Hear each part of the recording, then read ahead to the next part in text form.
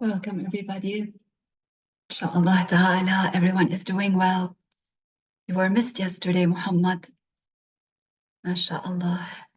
I noticed that probably most of you here are attending daily, and that is definitely very good. And maybe one time we can end the session with few questions to see your understanding and if you need any clarifications about anything that we talked about. So maybe one day, those of you who have been attending every day regularly, we can ask a few questions to review together, inshallah. Bismillah, walhamdulillah, wassalatu wassalam ala rasulillah. I remind you, brothers and sisters, to have a sincere intention in your heart when attending the lesson, seeking reward from Allah Ta'ala. The topic that we will be talking about today is very important. And it might be that not many people learn about this topic. And it also might be the case that not many parents teach this to their children. And it is something that is very important. Our beloved Prophet, alayhi salatu wassalam, did not only teach us about the proper belief in Allah, what befits to be attributed to Allah and what not. He did not only tell us about the messengers and their attributes, about the angels, he also taught us about how to live our life. Many things that pertain to our day-to-day life, whether it involves dealings with other people, how we interact with others, with family members, or with our neighbor, or how to conduct transactions. But also he taught us how to perform the prayer and matters pertaining to purification. The Prophet ﷺ also taught us about how the person is to clean himself after urination and defecation.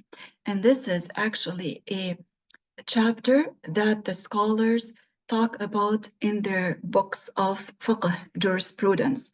So this is a topic that scholars teach in their books, and it is something that is part of what we are to teach other Muslims as well.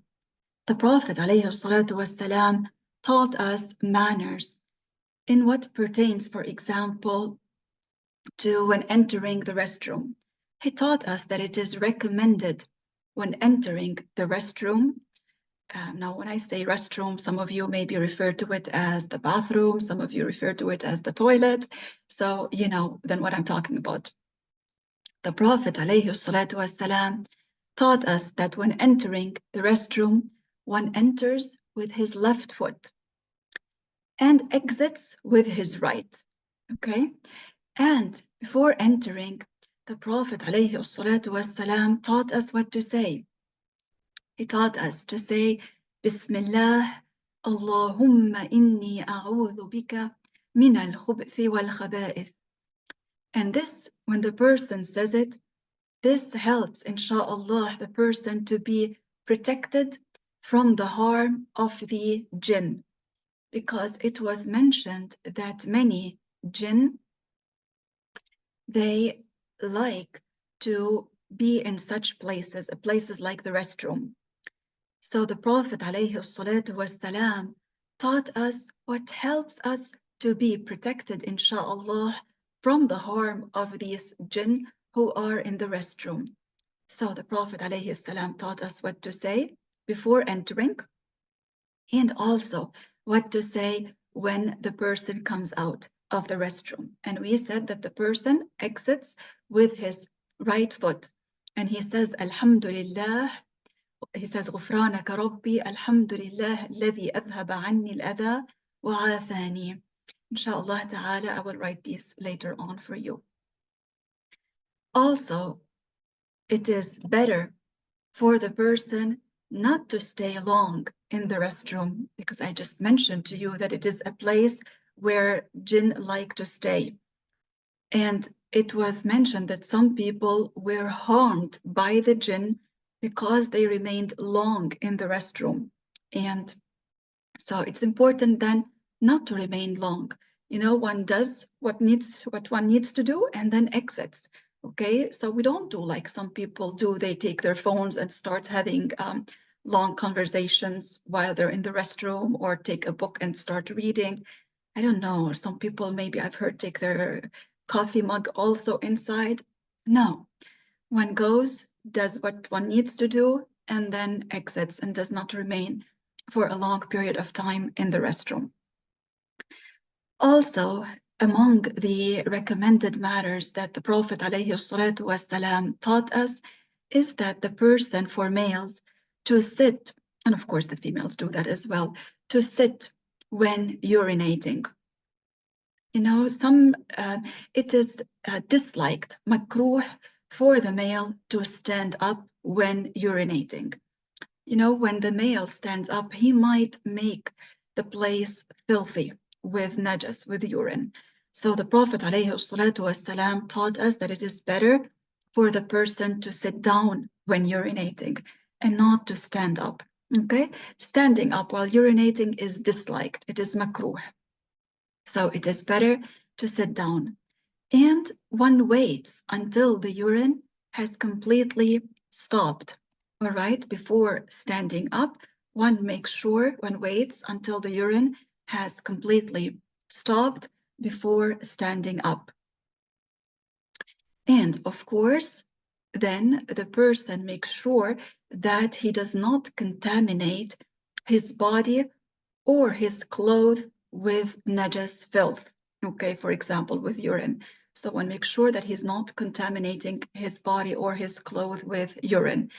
And we see that many people who have not learned,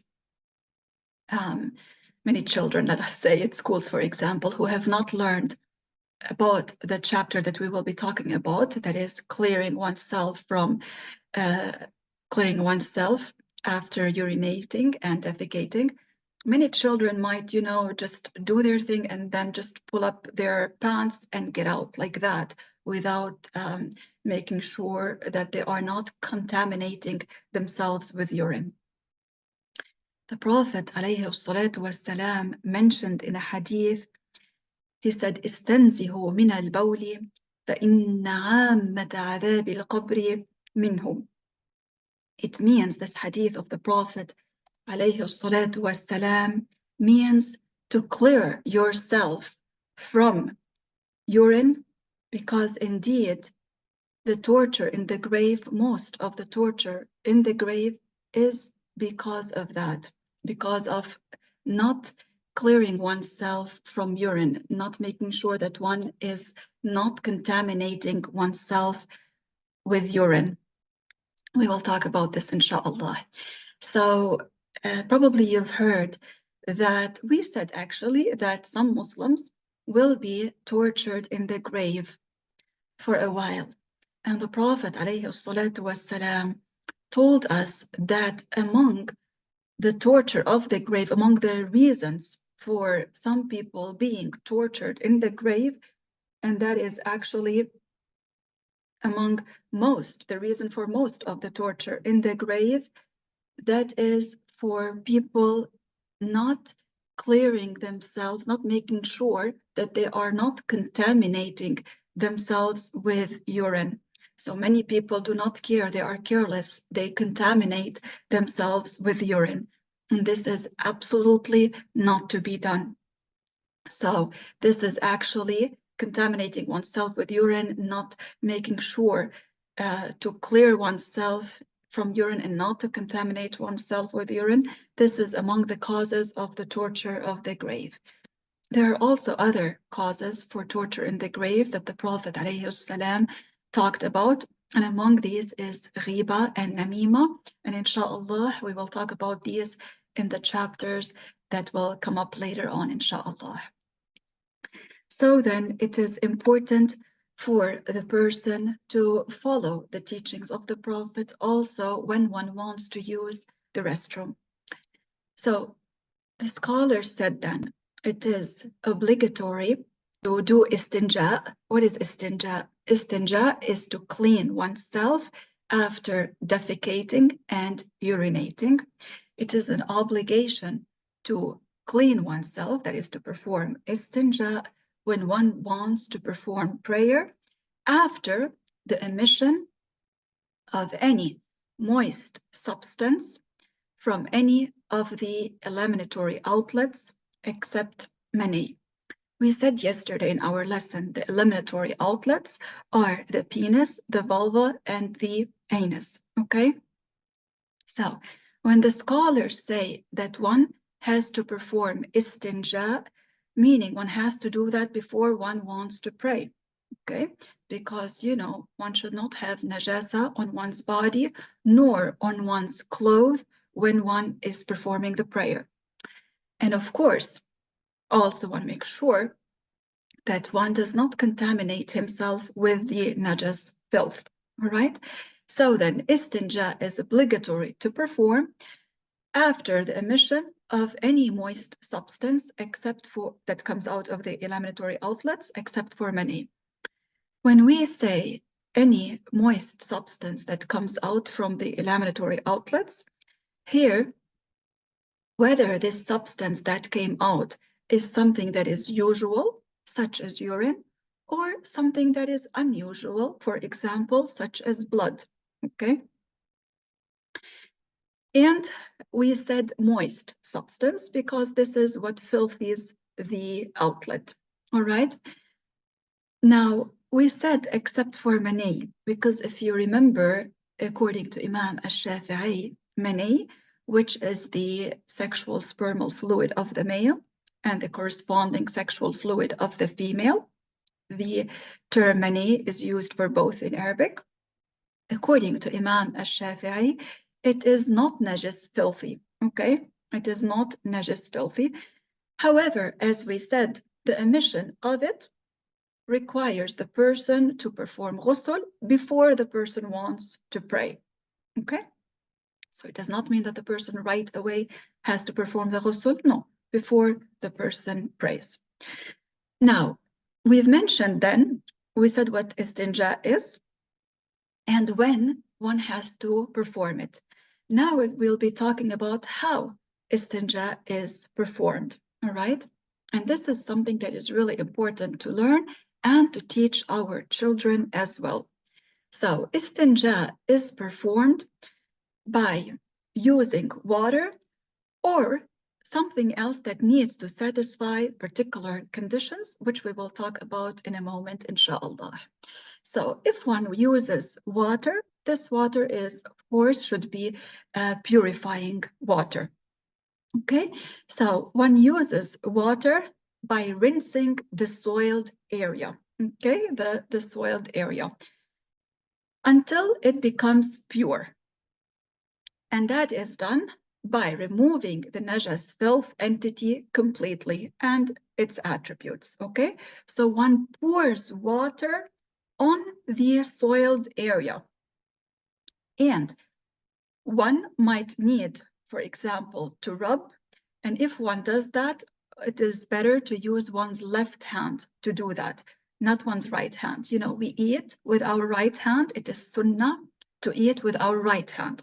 But when performing istinjaa and we're going to rub, then we do that with our left hand. So the person would be pouring water on the soiled area and using the left hand to rub, for example, the soiled place, okay? So one uses water until the entity of the najas filth and its attributes are gone. Now, this is if a person is using water. There are cases when one can use water and other than water that satisfies the conditions, even if water is present. And there are cases when other than water will not suffice, where one would need to use water, and we will talk about this inshallah. Now, in the case that the person is using other than water, there are conditions that this material has to satisfy in order to be used when not using water. And that is then that one would wipe the soiled place at least 3 times, okay?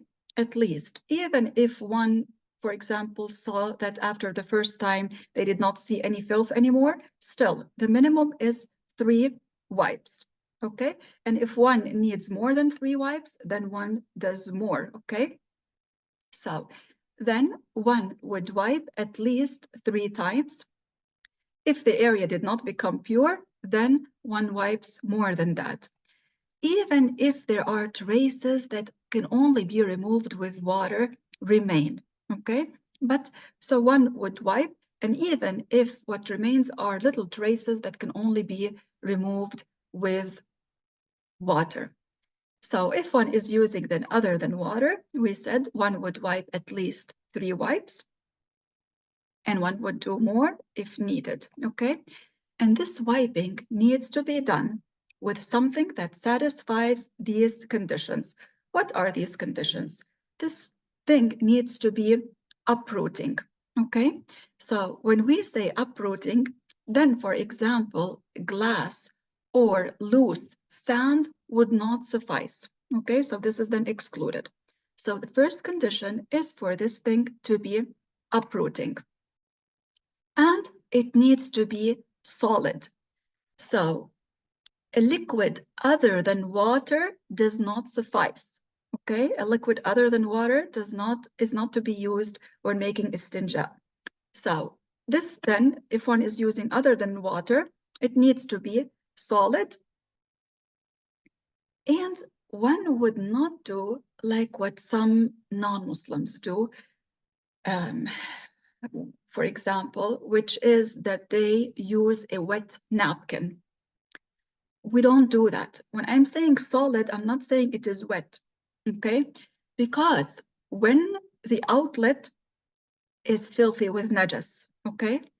And a person uses a wet napkin to wipe on that place, what they're doing actually by that is spreading the filth even further, okay? Because it is spread now because of the wetness in the wipe, because of the wetness.